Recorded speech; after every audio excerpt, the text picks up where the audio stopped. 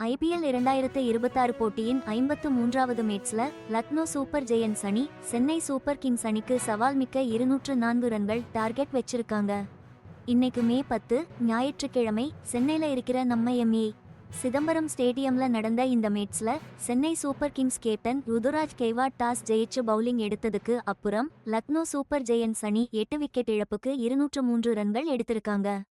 ஜோஷ் English அதிரடியா விளையாடி வெறும் 33 பால்ல 85 ரன்கள் அடிச்சு கலக்கிட்டார்.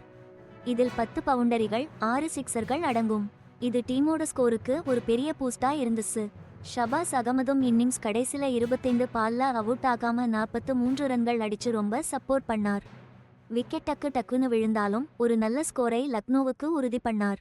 இந்த பெரிய ஸ்கோர் மேட்ச் 2 டீமுக்குமே ரொம்ப முக்கியம். ஏன்னா இப்போ நடந்துட்டு இருக்கிற டோர்னமெண்ட்ல முக்கியமான பாயிண்ட்ஸ்க்காக அவங்க போட்டி போடுறாங்க.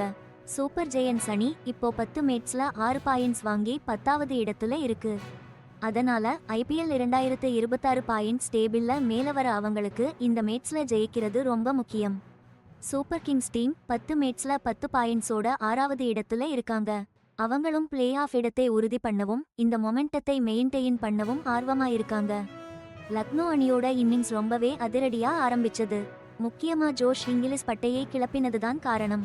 2026 ஐபிஎல் ஏலத்துல 8.60 கோடி ரூபாய்க்கு லக்னோ அணி எடுத்த இங்கிலீஷ் இந்த சீசன் ஆரம்பத்துல சில தனிப்பட்ட காரணங்களுக்காக விளையாட வரலை.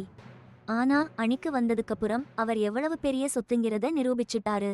தொடக்க வீரர்களுடன் சேர்ந்து இங்கிலீஷ் அமைத்த கூட்டணி சிஎஸ்கே பந்துவீச்சாளர்களுக்கு ஆரம்பத்திலேயே பெரிய அழுத்தத்தை ஏற்படுத்தியது.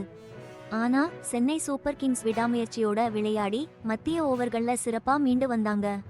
இங்கிலாந்து பந்துவீச்சு ஆல் ரவுண்டர் ஜேமி ஓவர்டன் தன்னோட ஸ்பெல்ல 36 ரன்கள் மட்டும் கொடுத்து 3 முக்கிய விக்கெட்டுகளை வீழ்த்தி ஆட்டத்தையே மாத்தி போட்டார். 2026 ஐபிஎல் ஏலத்துல 1.50 கோடிக்கு சிஎஸ்கே எடுத்த ஓவர்டன் 2025 லதான் ஐபிஎல் அறிமுகமானார். அன்னையிலிருந்து தொடர்ந்து அந்த அணிக்காக சிறப்பா விளையாடிட்டு வர்றார். அன்ஷுல் காம்போஜும் 2 விக்கெட்டுகளை வீழ்த்தி அவருக்கு பலம் சேர்த்தார்.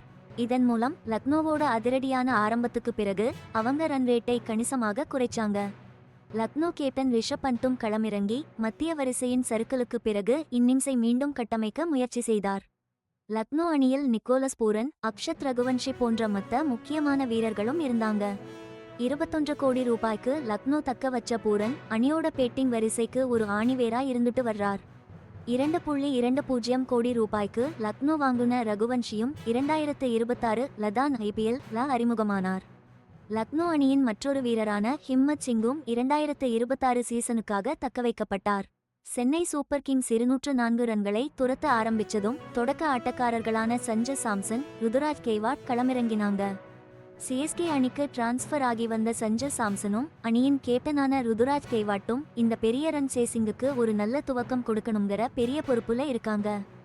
ஆரம்ப ஓவர்கள்ல முகமது ஷமி, பிரின்ஸ் யாதவ்னு பல பவுலர்களை கொண்ட எல்எஸ்ஜியின் பவுலிங் அட்டாக்கை எதிர்த்து சிஎஸ்கே பேட்ஸ்மேன்கள் நிதானமா விளையாடிட்டு இருந்தாங்க.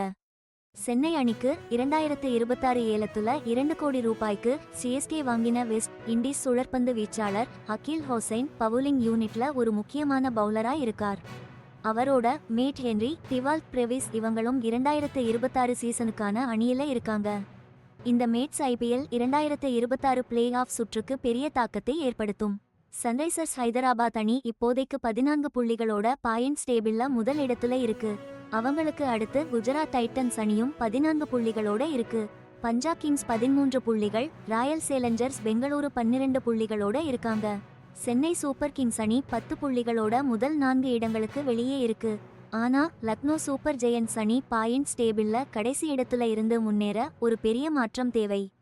சேப்பாக்கத்தில் நடக்கும் இந்த மேட்சோட முடிவு பாயிண்ட்ஸ் டேபிள்லையும் பிளே ஆஃப் வாய்ப்புகளையும் 2 அணிகளுக்குமே பெரிய அளவுல மாத்தி